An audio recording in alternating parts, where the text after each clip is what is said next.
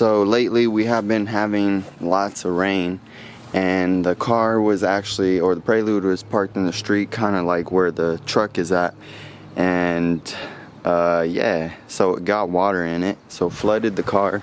Pretty much came to, I would probably say like right here, the water, and then the water went inside the car.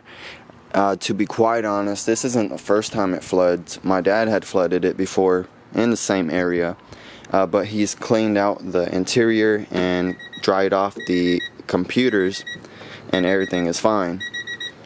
The only change on this time, that key chime is staying on right now. I cleaned everything out. I actually just cut out the carpet because I really don't like the blue carpet, and it has some holes in there. Just close that to be quiet.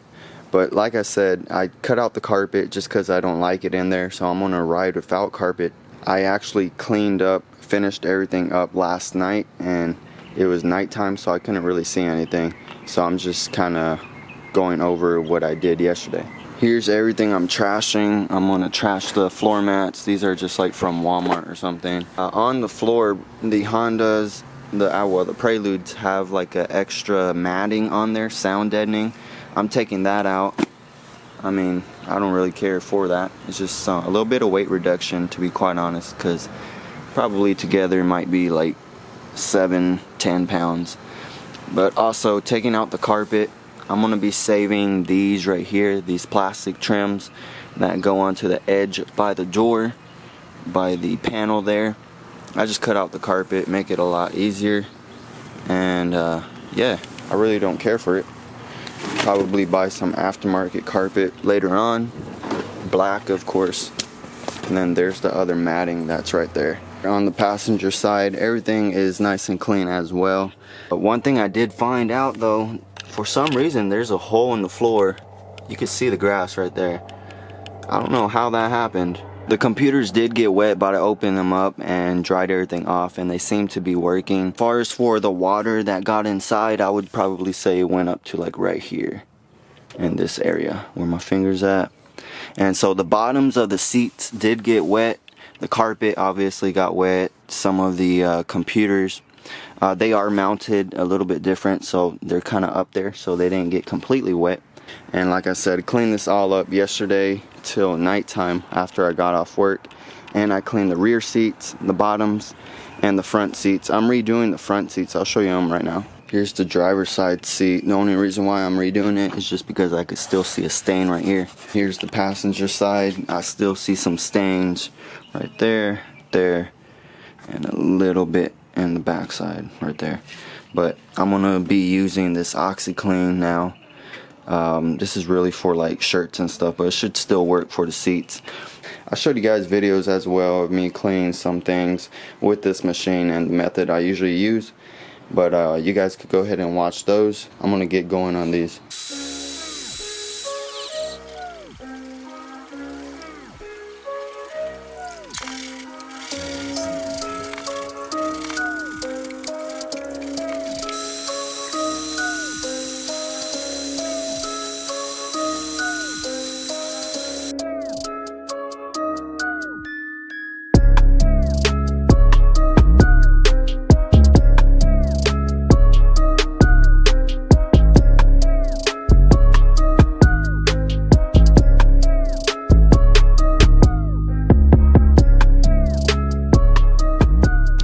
Okay, so the ECU is bolted up, and I got the shield back on. It's just loose to put on here, but just make sure people don't hit it.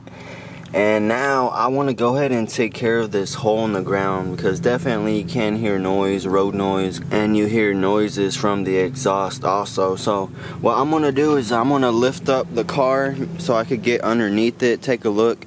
It looks like something just had pierced underneath the car. Not sure what may have pierced it. Of course, they probably never noticed it because they had the carpet and then the mats that were underneath here. So most likely gonna have to get rid of this sound deadening and just close it together and weld it back up.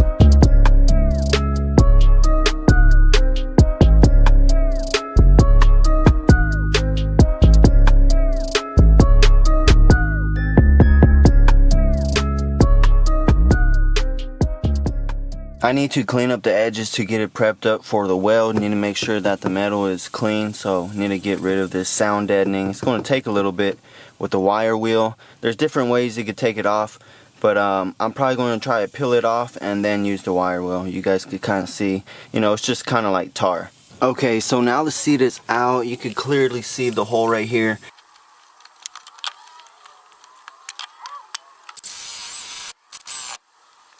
There is the hole cleaned up from the top side view. Before I close it up, I want to get a view from the underside. Here is where the hole is at. You know, it just looks like something had pierced it, but whatever it was needs to be repaired. So gonna close the hole up, and then after I close it up, I need to clean the underside metal.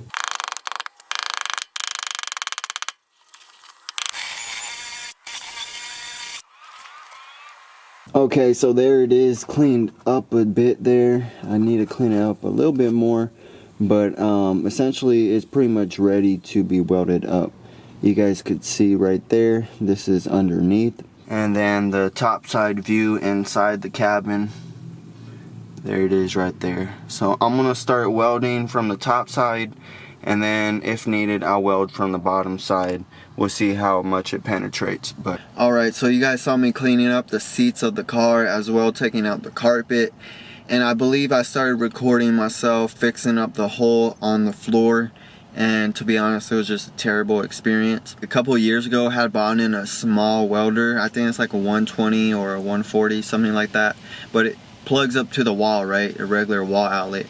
Legit welding machine is going to use like a 230, 240 volt outlet. And those are the machines I'm used to welding on, right? And those are the machines I've done a lot of welding on. And so a little home machine, you know, it was just like, man, what's happening? You know, am I not welding right? What's going on? Come to find out, it's just a machine. I just need to get rid of it and get a legit machine. But of course, we're talking like a $600 machine compared to like a $4,000 machine. Save your money and spend the $4,000 for sure. But anyways, I was having a terrible time welding. But so what I did is I just welded it as best as I could, grinded it as flat as I could, still trying to save some of the welds, and just got this epoxy from JB Weld. It's like a quick steel type of epoxy. Just mix it on up, and then I just put it right over the hole on the patch area that I was trying to fix on the floor. So for the meantime, that is going to be covering up the hole. It's going to do a good job, I have no doubt about it. But once I get a legit welder, you know, that hole is definitely going to be fixed the right way. And yeah, it's just very frustrating, man. I probably spent like 2 days trying to just fix that damn hole, bro. It was so annoying. But anyways, guys, let me go ahead and show you the car. I re-bolted the seats in here, obviously, and everything is good to go. So this is just really like the ending clips or the ending conclusion, and you know, I don't mind it. So go ahead, take a look. Alright, parked up on the grass again because we about to have a hurricane come tonight. But here we are on the interior, guys. If you guys remember my Del Sol when it didn't have like a lot of interior, it kind of reminds me of that. But this one has full interior except carpet. So it looks pretty clean. And the seats,